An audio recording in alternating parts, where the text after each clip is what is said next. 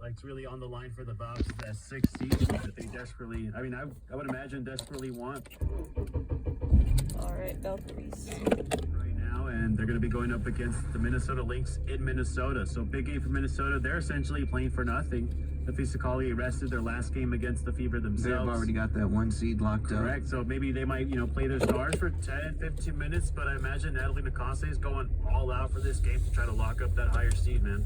They went all out, the Valks did in their last game, to try to knock the Seattle Storm Oh, man. out of the playoffs. That was a crazy game. And they just couldn't land that final blow. The implications of that night were crazy. The Sparks were fighting for their lives, and Erica Wheeler essentially just put a nail in the coffin for that and gave the Storm some life. Now they're the 8th seed. Valkyries, essentially, in my book, from the last couple of games, they played the Lynx before that. They're playoff tested.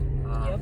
And I These think games have all felt playoff intensity-wise. So I can't wait for Sunday the playoffs officially start for the W. I guess the only other thing to note is, will the Las Vegas Aces clinch the 2nd seed and end the regular season on like a 15-game win streak? If not, then it will For be 16th in a row. 16. Pardon me. Thank you. I appreciate that. Appreciates, yes, I should be saying.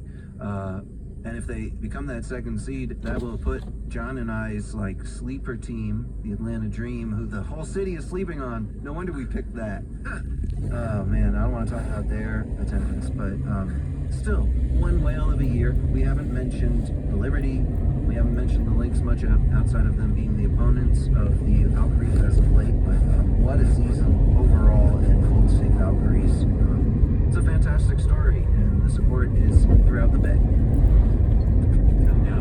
Yep. Good stuff on the WNBA front. It should be a competitive playoff, so definitely looking forward to that. It's the first time that the lower seeds in the first round will host a playoff game. It's the first time this season we're having a 7-game finals.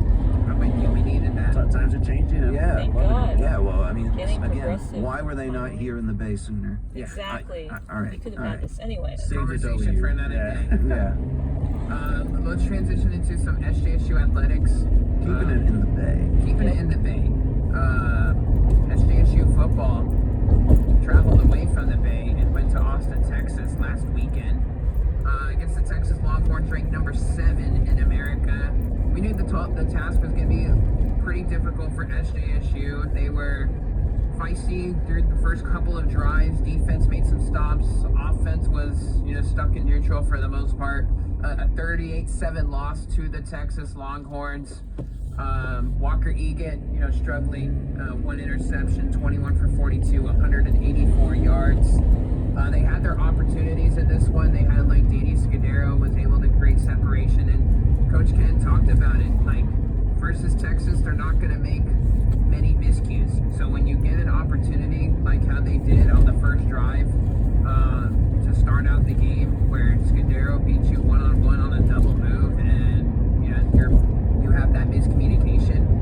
Look, you saw it. SJSU and that offense never really got that opportunity again. So small miscues like that, I thought were crucial for going on this road trip.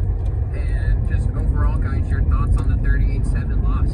The defense played really well outside of like a 5-minute window when the Spartans were turning the ball over repeatedly, and the Longhorns put up like 21 or whatever points. The defense was pretty